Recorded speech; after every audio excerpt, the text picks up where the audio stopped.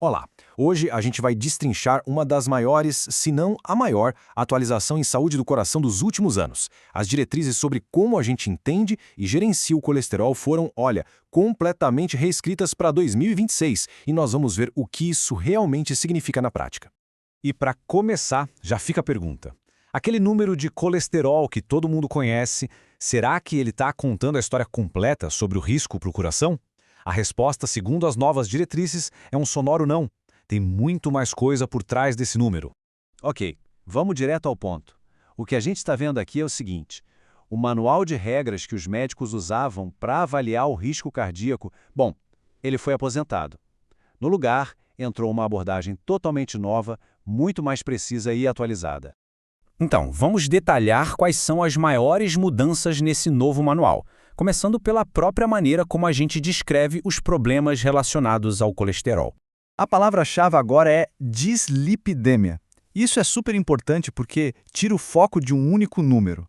Não se trata só de ter colesterol alto, mas sim de um desequilíbrio geral das gorduras no sangue, o que inclui também os triglicerídeos, por exemplo. E agora, uma das mudanças mais radicais, o jeito de calcular o risco. Pensa nisso como se fosse uma grande atualização de software para prever problemas no coração. A gente pulou para a versão 2.0.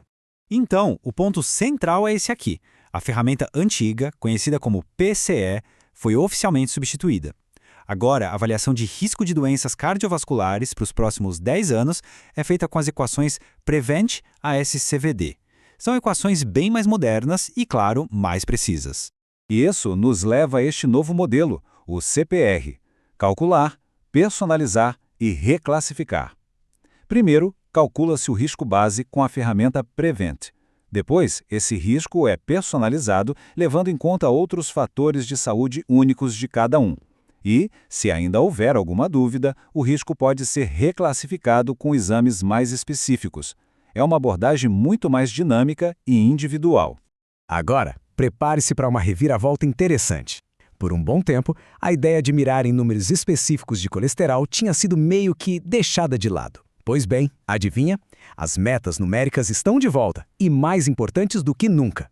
E não tem margem para dúvida aqui. A própria diretriz afirma com todas as letras, como a gente vê nesta citação, que as metas de tratamento para o colesterol LDL, o ruim, e o não HDL são agora a bússola que guia o tratamento. E olha, essas metas são bem mais agressivas. O que é realmente interessante aqui é como elas são personalizadas. Para quem tem risco muito alto, a meta de LDL é abaixo de 55. Risco alto, abaixo de 70. Risco intermediário, abaixo de 100. Não é mais um número único que serve para todo mundo. E para reforçar a seriedade dessas novas metas, a diretriz classifica todas elas como classe 1.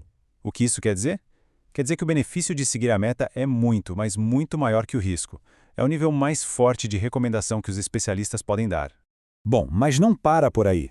As novas diretrizes nos dizem para olhar além do famoso LDL para ter uma foto mais completa do risco.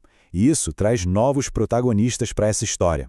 O primeiro desses novos protagonistas é a lipoproteína A, ou LPA. Pense nela como uma prima mais perigosa do colesterol LDL. O nível dela no sangue é determinado principalmente pela genética, e a grande novidade é essa. Agora, se recomenda que todo adulto meça a LPA pelo menos uma vez na vida.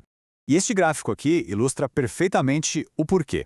Os dados mostram uma relação direta e bem assustadora. Níveis de LPA em 125 aumentam o risco em 1,4 vezes. Com 250, o risco dobra. E com níveis de 430, o risco simplesmente quadruplica. Isso muda completamente a conversa sobre risco genético. O outro protagonista é a apolipoproteína B, ou ApoB. Se o LDL é a carga, a ApoB é o número de caminhões que transportam essa carga. Medir a ApoB nos dá uma contagem direta de quantas partículas perigosas estão circulando, o que é especialmente útil para avaliar aquele risco que sobra mesmo depois do tratamento. Com todas essas novas ferramentas, o foco muda. A nova filosofia é agir de uma forma mais inteligente e, o que é crucial, começar a prevenção muito mais cedo. E essa linha do tempo deixa bem claro o quão cedo isso começa. Para famílias com alto risco genético, o rastreamento pode começar aos 2 anos de idade. Para todas as outras crianças, a recomendação é um rastreamento universal entre 9 e 11 anos. E para os adultos, a partir dos 19, a checagem deve ser feita a cada 5 anos, no mínimo. Além de tudo isso, as diretrizes agora dão orientações muito mais específicas para grupos de pessoas que antes ficavam meio numa zona cinzenta, sabe? Incluindo pessoas com diabetes, doença renal crônica, HIV e até sobreviventes de câncer. Essa clareza é um avanço gigantesco. Certo, muita informação, né? Então, o que tudo isso significa na prática? Vamos resumir tudo nas 5 ações mais importantes que podemos tirar dessas novas regras de 2026. Então, para resumir de vez, primeiro, calcular o risco com o novo Score Prevent. Segundo, saber qual é a meta específica de LDL com base nesse risco. Terceiro, medir a LPA uma vez na vida. Quarto, se houver outros fatores de risco, como triglicerídeos altos, vale conversar sobre ApoB. E quinto, lembrar que o rastreamento começa cedo. Essa é a nova abordagem para a saúde do coração. E para fechar, fica aqui uma reflexão. Com todo esse conhecimento novo, a questão que fica é: qual é o primeiro passo a ser dado na próxima conversa sobre saúde cardíaca? A resposta pode definir o futuro da saúde de uma pessoa.